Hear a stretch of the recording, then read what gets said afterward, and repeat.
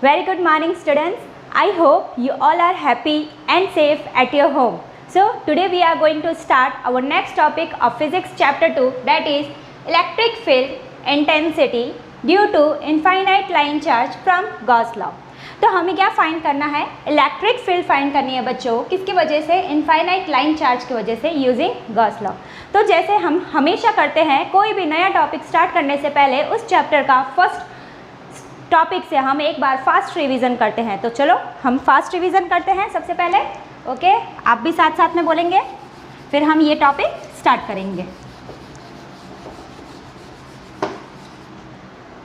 Now हम लोग इस चैप्टर का फर्स्ट टॉपिक से स्टार्ट करते हैं रिवीजन करना। जिन लोगों ने इलेक्ट्रिक फ्लक्स डिटेल में नहीं पढ़ा है वो डिस्क्रिप्शन लिंक में जाके इलेक्ट्रिक फ्लक्स के लिंक पे क्लिक कर सकते हैं, या फिर आपको ऊपर आई बटन शो कर रहा है, वहाँ पे क्लिक करके आप इलेक्ट्रिक फ्लक्स को डिटेल में पढ़ सकते हैं। तो चलो हम लोग एक फास्ट रिवीजन देखते हैं। Electric flux, electric means electric field lines, flux means flow.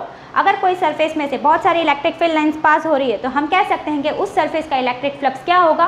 Total number of electric field lines passing through that surface. तो हम क्या लिखेंगे definition? The electric flux linked with the surface is the total number of electric field lines passing through that surface. अब इसको equation के form में कैसे लिखेंगे हम लोग? इक्वेशन फॉर्म में इसका सिंबल है फाई, और इक्वेशन के फॉर्म में हम इस तरीके से लिखेंगे dot product of electric field intensity and the area vector. तो जो इलेक्ट्रिक फील्ड जा रही है उसकी इलेक्ट्रिक फील्ड इंटेंसिटी होगी, उसका डॉट प्रोडक्ट किसके साथ करेंगे? उसके एरिया वेक्टर के साथ, सरफेस का एरिया वेक्टर। हमेशा हमें पता है कि सरफेस का एरिया वेक्टर हम कैसा लेते हैं? परपेंडिकुलर। जैसे ये सरफेस है तो इसका एरिया वेक्टर किस तरीके से होगा? इस तरीके से बाहर आएगा, और उस साइड इस तरीके से, और इस साइड यूँ, और इस साइड नीचे। तो हमेशा एरिया वेक्टर कैसा होगा? सरफेस के परपेंडिकुलर होगा, सरफेस के परपेंडिकुलर। ओके, तो हम क्या लेंगे? Dot product of electric field intensity and the area vector. Dot product में कौन सा थीटा आता है? Cos theta. तो ये कॉस थीटा। अगर सरफेस यूनिफॉर्म नहीं है, ठीक है, तो हम क्या करेंगे? इसके छोटे छोटे पार्ट्स ले लेंगे, छोटे छोटे एरिया के वेक्टर के पार्ट्स ले लेंगे हम। और सपोज फर्स्ट छोटा सा एरिया वेक्टर है वेक्टर डी ए, इसमें से इलेक्ट्रिक फील्ड लाइन पास हो रही है वेक्टर ई। तो हम इसका टोटल इलेक्ट्रिक फ्लक्स कैसे फाइंड करेंगे? क्या करेंगे? इंटीग्रेशन। कौन सा इंटीग्रेशन करेंगे बच्चों? Close surface integral. Close surface integral बोलते हैं इसको। ओके, जो हम पढ़ चुके हैं, vector E dot d vector A. Okay, so अब इसका क्या बाकी रह गया? यूनिट बाकी रह गया। ठीक है, यूनिट क्या होगा इसका? ई मतलब F upon q. F means newton और क्यू मीन्स कूलम, और area that is metre square. अब इसका dimensional formula m1 L3 T-3 A-1। Okay, तो डेफिनेशन हो गई वर्ड्स में, इक्वेशन हो गई, इंटीग्रल फॉर्म में हो गया, यूनिट हो गया, डायमेंशनल फार्मूला हो गया। तो ये हो गया हमारा इलेक्ट्रिक फ्लक्स का फर्स्ट रिवीजन। ओके, अब इसके बाद हमने नेक्स्ट टॉपिक कौन सा पढ़ा था? Continuous charge distribution. चलो अब वो देखते हैं। So continuous charge distribution.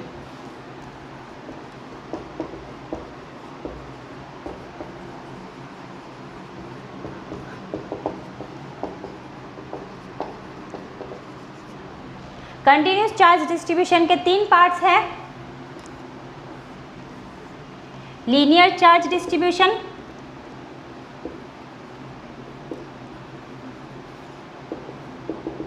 Surface charge distribution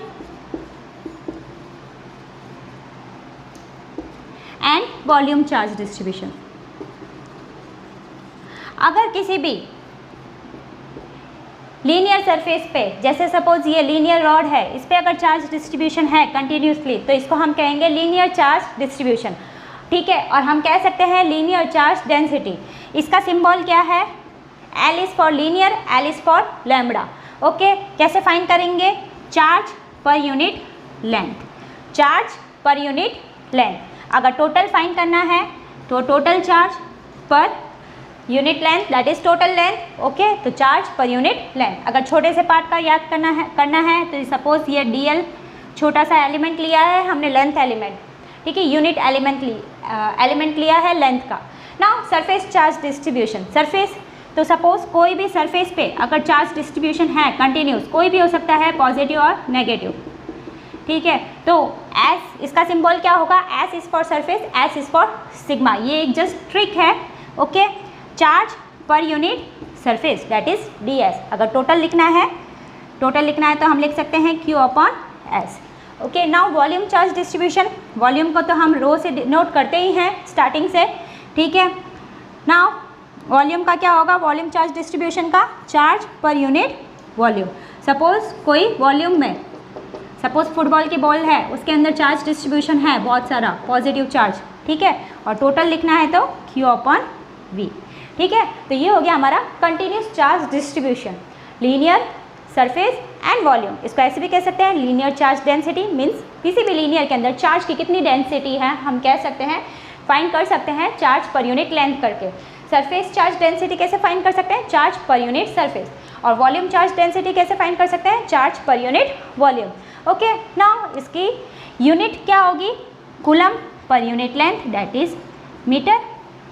इसका क्या होगा आप ही बताएं, कूलम पर मीटर स्क्वायर, और इसका यूनिट क्या होगा, coulomb per metre cube. Simple, okay. अब हम अपने नेक्स्ट टॉपिक पे जाते हैं जो है गॉस लॉ, और बहुत ही इंपॉर्टेंट टॉपिक है। सो स्टूडेंट्स, अब हमारा नेक्स्ट टॉपिक है गॉस लॉ। तो इस टॉपिक का भी अब हम फटाफट रिवीजन कर लेते हैं। और इस चैप्टर के अगर आपको पीडीएफ नोट्स चाहिए तो आपको डिस्क्रिप्शन लिंक में उनकी लिंक मिल जाएगी, तो उस लिंक पे आप क्लिक करके इस चैप्टर की पीडीएफ नोट्स ले सकते हैं। और अगर आपको गॉस लॉ और कोई भी टॉपिक अगर डिटेल में पढ़ना है तो आप मेरे चैनल के प्लेलिस्ट पे जाके chapter wise, sequence wise topics detail में पढ़ सकते हैं। सो गॉस लॉ हमें इलेक्ट्रिक फ्लक्स फाइंड करने का एक सिंपल तरीका बताता है। तो सबसे पहले हम इलेक्ट्रिक फ्लक्स की इक्वेशन लिखेंगे। गॉस लॉ के स्टेटमेंट लिखने के लिए, इक्वेशन लिखने के लिए, तो हमने इलेक्ट्रिक फ्लक्स की इक्वेशन लिख ली। क्या है इलेक्ट्रिक फ्लक्स की equation, close surface integral of dot product of vector E and vector A. तो गॉस लॉ ने हमें कहा कि ये जो इलेक्ट्रिक फ्लक्स है वो किसके इक्वल होगा, summation of the charges upon epsilon not. उन्होंने कहा कि अगर कोई भी सरफेस है उसके अंदर अगर चार्जेस है Q1, Q2, Q3, Q4, तो उनका जस्ट हमें सिंपली समेशन करना है, ठीक है, और उसको डिवाइड करना है एप्सिलॉन नॉट से। That means Q1 plus Q2 plus Q3 Q4 divided by epsilon not, तो हमें इसका फ्लक्स मिल जाएगा, ओके। तो यही उन्होंने कहा गॉस लॉ ने। बट ये जो चार्जेस है वो कैसे होने चाहिए, एनक्लोज्ड। एनक्लोज्ड मतलब सरफेस के, क्लोज सरफेस के अंदर। अगर कोई भी चार्ज क्लोज सरफेस के बाहर है तो उसको इंक्लूड नहीं किया जाएगा, ठीक है। सो अब इसकी स्टेटमेंट, तो ये तो हो गई उसकी इक्वेशन, गॉस लॉ की इक्वेशन हो गई। एकदम सिंपल इक्वेशन है, sigma Q upon epsilon not. और यहाँ पे एनक्लोज इसलिए लगाते हैं जिससे हमें पता चले कि जो चार्जेस है वो क्लोज सरफेस के अंदर ही है, वो ही इंक्लूड करने हैं ना। इसका स्टेटमेंट क्या होगा, इसकी इक्वेशन से ही इसका स्टेटमेंट बनेगा। देखो आप, close surface integral of electric flux is equal to the 1 upon epsilon naught times the algebraic summation of the charges enclosed in the surface। तो अगेन आप मेरे साथ रिपीट करें, the closed surface integral of electric flux is equal to the algebraic summation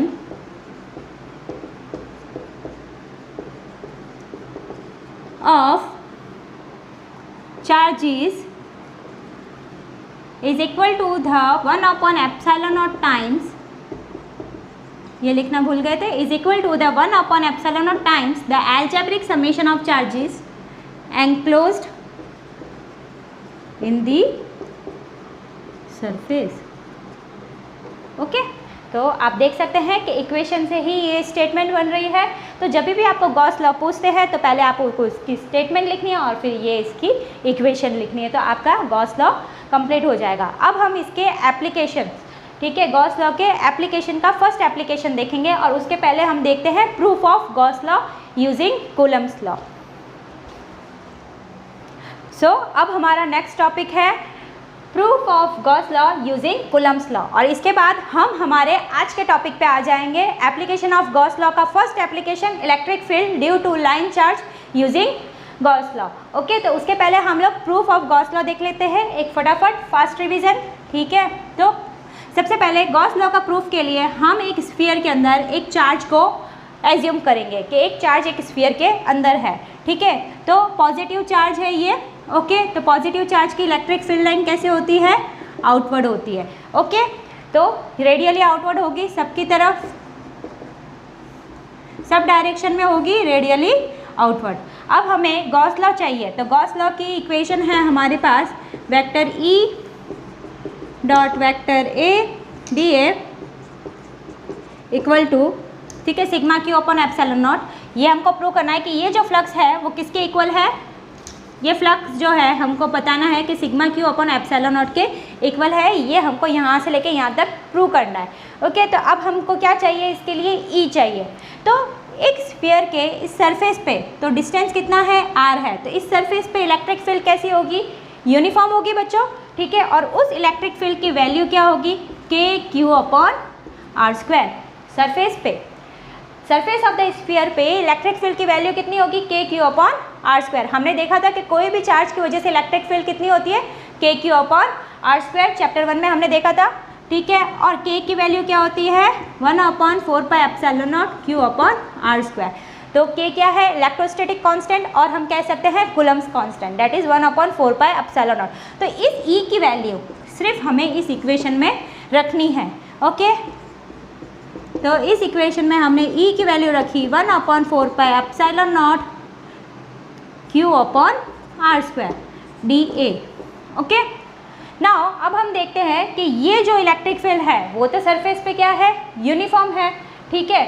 और अगर ये dot product है तो ये भी dA है, वेक्टर dA, क्योंकि वेक्टर एरिया वेक्टर हमेशा सरफेस के क्या होगा? परपेंडिकुलर होगा, आउटसाइड जाएगा और सरफेस के परपेंडिकुलर होगा। तो इन दोनों के बीच में जो एंगल दिख रहा है आपको थीटा, वो कितना है?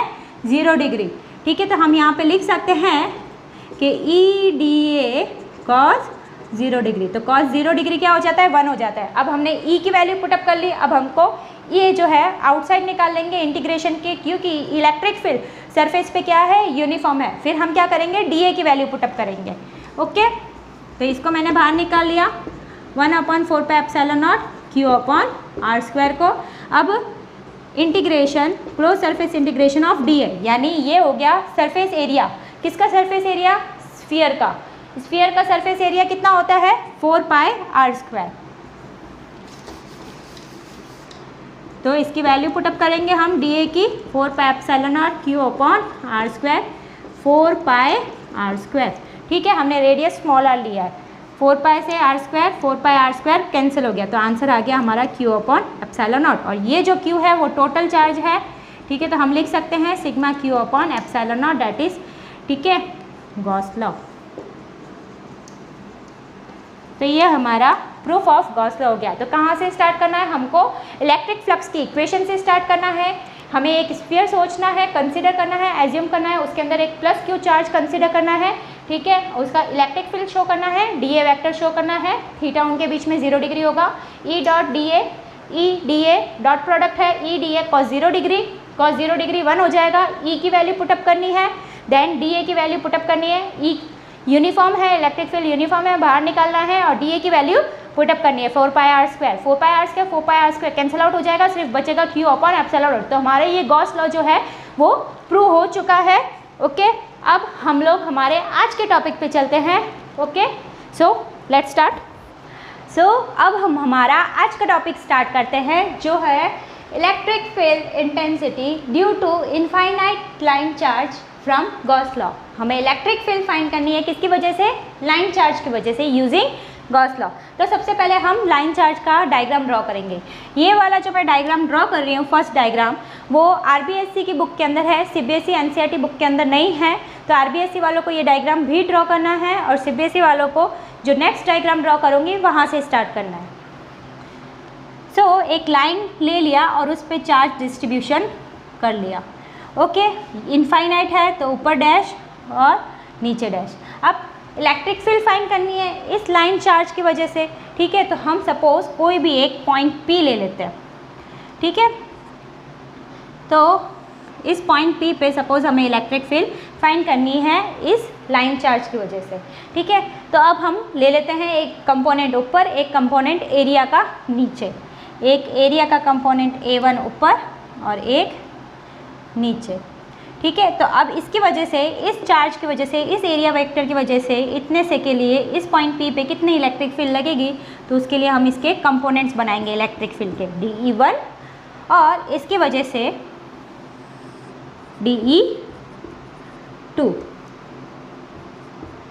ओके, अब ये सपोज एंगल थीटा और ये भी दोनों एंगल थीटा, क्योंकि हमने इक्वल डिस्टेंस पे लिया है फ्रॉम सेंटर। ओके, तो अब इसके D1 और D2 और D1 के दो कंपोनेंट्स बनेंगे, cos theta and sine theta.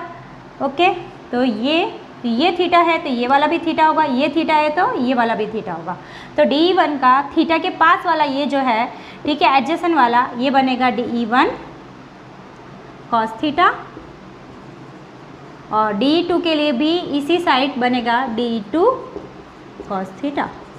Now D1 के लिए साइन थीटा का बनेगा परपेंडिकुलर वर्टिकल, ये बन गया DE1 साइन थीटा और इसके लिए ऊपर DE2 साइन थीटा, ये पॉइंट हमारा P। ओके, तो ये हमारा हो गया फर्स्ट डायग्राम। अब हमें इस पॉइंट P पे इलेक्ट्रिक फील्ड फाइंड करनी है। तो ये वाला डायग्राम RBSC वालों के लिए है, ठीक है, यहाँ तक हमने ड्रॉ कर लिया। अब हम लिखेंगे कि यूजिंग गॉस लॉ हम इस लाइन चार्ज पे एक सरफेस ड्रॉ करेंगे, imaginary surface, that is Gaussian surface. अब वो गॉसियन सरफेस कैसा ड्रॉ करेंगे, तो लाइन चार्ज के लिए हम लोग गॉसियन सरफेस हमने चूज़ किया है सिलेंड्रिकल सरफेस। क्यों सिलेंड्रिकल सरफेस, क्योंकि सिलेंड्रिकल सरफेस पे लाइन चार्ज की वजह से हर जगह इलेक्ट्रिक फील्ड क्या होगी, यूनिफॉर्म होगी और सिमेट्री होगी, चार्जेस का जो डिस्ट्रीब्यूशन होगा वो सिमेट्री रहेगा। ठीक है, तो ये डायग्राम आप ड्रॉ कर सकते हैं वीडियो को पॉज करके, या फिर डिस्क्रिप्शन लिंक में इस चैप्टर की PDF नोट्स गिवन है तो वो डाउनलोड करके उसमें से ड्रॉ कर सकते हैं। ठीक है, अब मैं सेकंड डायग्राम ड्रॉ कर रही हूँ जो हम गॉस लॉ के लिए हमें चाहिए, गॉस लॉ के थ्रू हमें इलेक्ट्रिक फील्ड फाइंड करने के लिए हमें चाहिए। तो हमें क्या करना है, इसको रब करके एक सिलेंड्रिकल गॉसियन सरफेस ड्रॉ करना है। तो हमें इसे रब करते हैं। इतना डायग्राम आपको समझ में आ गया है।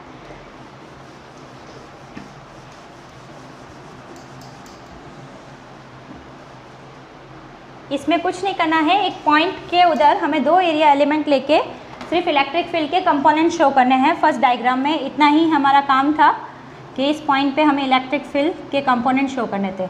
अब हमने ये लाइन चार्ज है हमारा, ठीक है, यहाँ पे हमें कुछ भी कंपोनेंट्स और कुछ लेने की ज़रूरत नहीं है। गॉस लॉ एकदम सिंपल है, गॉस लॉ से इलेक्ट्रिक फील्ड फाइंड करना बहुत ही सिंपल है। ये गॉस लॉ का सबसे बेस्ट एप्लीकेशन है। तो हमने सिलेंड्रिकल सरफेस ले लिया, आप देख सकते हैं सेंटर से यहाँ तक का डिस्टेंस r, सेंटर से यहाँ तक का डिस्टेंस r, सेंटर से यहाँ तक का डिस्टेंस r। तो तीनों सरफेस पे, तीन सरफेस है यहाँ पे, आप देख सकते हैं, फर्स्ट सरफेस, सेकंड सरफेस और इसको नाम देते हैं थर्ड सरफेस। तो सिलेंड्रिकल के तीनों सरफेस पे जो इलेक्ट्रिक फील्ड है वो क्या है, यूनिफॉर्म। लीनियर चार्ज की इलेक्ट्रिक फील्ड कैसी होती है, electric field lines outside.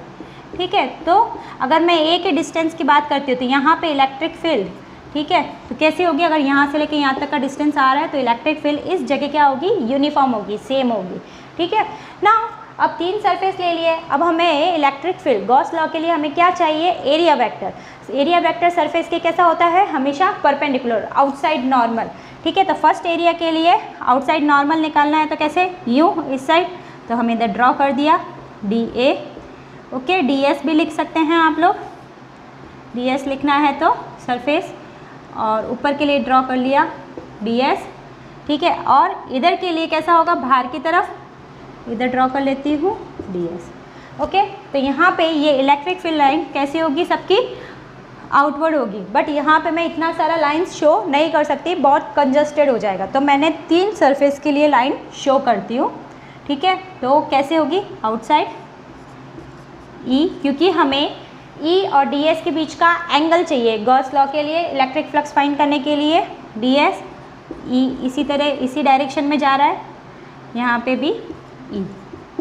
Okay, तो ये डायग्राम आपको समझ में आ गया। एक लाइन चार्ज ड्रॉ करना है, लाइन चार्ज के ऊपर सिलेंड्रिकल गॉसियन सरफेस ड्रॉ करना है, उसके बाद सरफेस के नेम देने हैं, नंबर देने हैं 1, 2 एंड 3। ठीक है, इलेक्ट्रिक फील्ड लाइन शो करनी है और एरिया वेक्टर शो करना है जो क्या होगा, बाहर की तरफ निकलता हुआ। Okay, simple.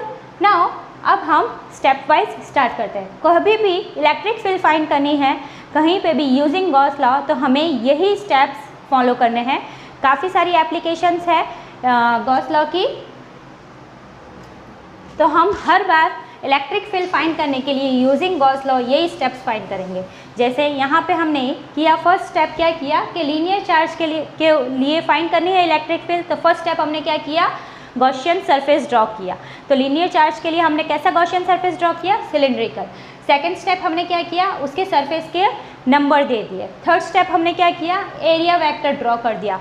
फोर्थ स्टेप क्या किया, इलेक्ट्रिक फील्ड लाइंस ड्रॉ कर दी, जिससे हमें एरिया वेक्टर और इलेक्ट्रिक फील्ड लाइन के बीच का एंगल पता चल जाए। ठीक है, तो डायग्राम के ये स्टेप्स हो गए। ठीक है, अब हम कैलकुलेशन में सबसे पहले हम स्टार्ट करेंगे फर्स्ट स्टेप से। कौन सा होगा फर्स्ट स्टेप, हमें क्या चाहिए, इलेक्ट्रिक फील्ड चाहिए। ठीक है, और गॉस लॉ में हमें क्या चाहिए, सिग्मा क्यू मतलब समेशन ऑफ चार्जेस। अब ये तो इनफाइनाइट लाइन है, ओके, तो इनफाइनाइट लाइन का तो हम टोटल चार्ज तो हमको पता नहीं चल सकता है, तो हम क्या करेंगे, उसकी लीनियर चार्ज डेंसिटी लेंगे। तो अगर लीनियर पे हमें इलेक्ट्रिक फील्ड फाइंड करना है तो हम फर्स्ट स्टेप स्टार्ट करेंगे लीनियर चार्ज डेंसिटी से। अगर कोई शीट पे हमें इलेक्ट्रिक फील्ड फाइंड करना है तो सरफेस चार्ज डेंसिटी से। अगर कोई स्फीयर में इलेक्ट्रिक फील्ड फाइंड करना है, जो हम आगे देखेंगे शीट और स्फीयर का, ठीक है, नेक्स्ट लेक्चर में, तो उसके लिए हम लेंगे वॉल्यूम चार्ज डेंसिटी। तो फर्स्ट स्टेप हो गया हमारा कैलकुलेशन के लिए linear charge density, sigma q upon L per unit length. तो हमने सिलिंड्रिकल की जो लेंथ ली है वो हमने स्मॉल एल ली है। ओके, नाउ अब सेकेंड स्टेप हम लिखेंगे गॉस लॉ। ठीक है, तो Gauss law vector E close surface integral of flux vector E dot vector d S, यहाँ पे ए भी लिख सकते हैं, एस भी लिख सकते हैं। Okay, that is equal to sigma q upon epsilon naught. यही है हमारा गॉस लॉ। ठीक है, अब हम क्या करेंगे, ये जो है हमने इस सिलिंड्रिकल सरफेस को 3 पार्ट्स में डिवाइड किया है, तो हम लोग इधर भी 3 पार्ट्स लिख देंगे, vector E dot D S S1 plus S2 vector E dot vector d S plus S3 vector E dot vector d S. और सिग्मा क्यू की जगह अब हम क्या लिखेंगे, क्योंकि सिग्मा क्यू तो हमारे लिए पॉसिबल नहीं है क्योंकि ये इनफाइनाइट लाइन चार्ज है, तो sigma q equal to lambda into L, यानी linear charge density into length. तो lambda into L upon epsilon naught. Epsilon naught क्या है, absolute permittivity of free space.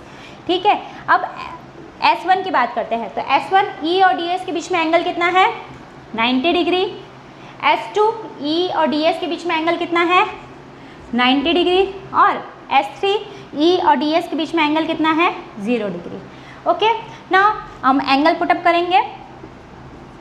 आपको पता है डॉट प्रोडक्ट क्या होता है, कॉस थीटा, तो कॉस 90, इधर भी S2 के लिए भी अब डॉट प्रोडक्ट हटा देंगे, कॉस 90, S3 के लिए कॉस 0 डिग्री और lambda L upon epsilon not. ठीक है, तो first step, second step, third step, fourth step. अब इनकी वैल्यू कॉस 90 क्या होता है, 0, और कॉस 0 क्या होता है, 1। तो हम सिंपल लिख सकते हैं, इधर 0 हो जाएगा, ये 0 हो जाएगा। अब सिंपल सिर्फ बाकी रहेगा हमारा S3 E ds cos 0 1 हो जाएगा, lambda L upon epsilon not. ठीक है, अब E तो क्या है, यूनिफॉर्म है, तो इंटीग्रेशन के बाहर आ जाएगा। अब मैं ये डायग्राम को रब कर देती हूँ।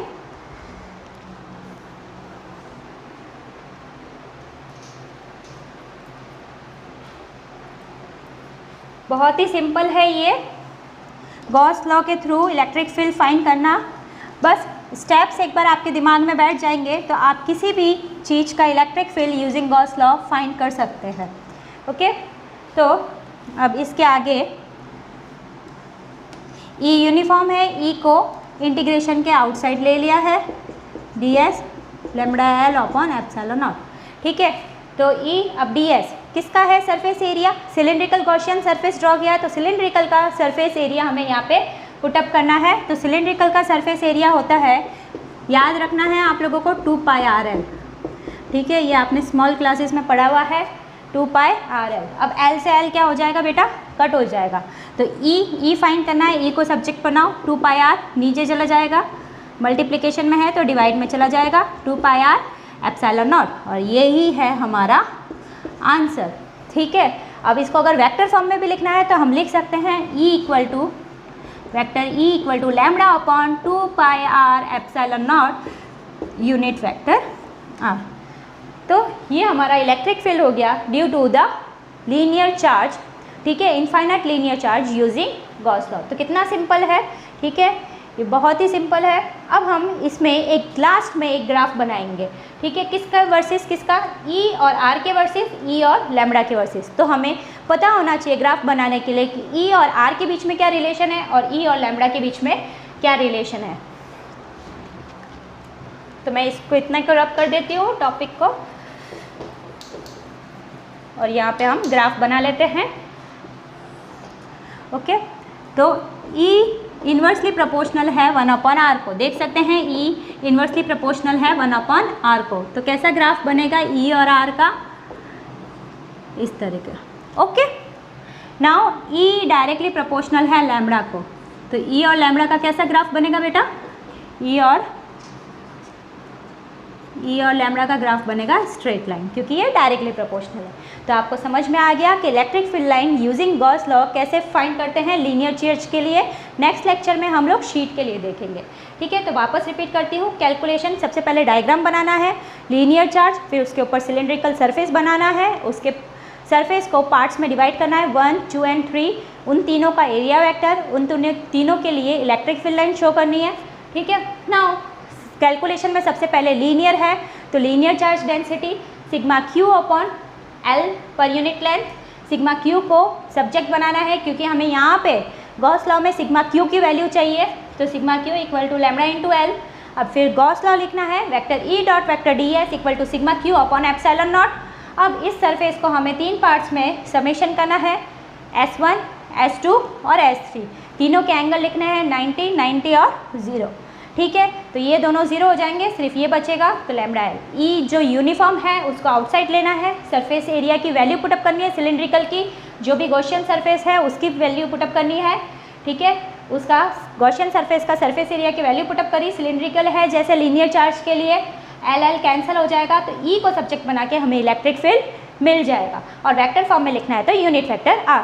फिर हमें लास्ट में क्या करना है, ग्राफ बनाना है। तो ये जो है तुम्हारा ये लॉन्ग क्वेश्चन है, ठीक है, ये 5 मार्क्स में ये क्वेश्चन आता है, ठीक है। Application of Gauss law, 4-5 application है गॉस लॉ की, ठीक है, आरबीएसई बोर्ड में, और जबकि सीबीएसई और एनसीईआरटी में सिर्फ 2 एप्लीकेशन गिवन है, एक लीनियर चार्ज के लिए और एक शीट के लिए। और आरबीएसई बोर्ड में linear charge, sheet, sphere, non conducting sphere, और ठीक है, तो ये सब जो है उस 100% ये 5 में से एक क्वेश्चन तो आता ही है, वो भी 5 मार्क्स के लिए। तो इसका आपको अच्छे से रिवाइज करना है, अच्छे से समझना है। ओके बच्चों, सो आई होप आप लोगों को ये वीडियो बहुत पसंद आया होगा और अच्छे से समझ में आया होगा, रिवीजन भी आपका लोगों का अच्छे से हो गया होगा, ठीक है। सो अब हम नेक्स्ट लेक्चर में मिलते हैं। Thanks for watching, all the best.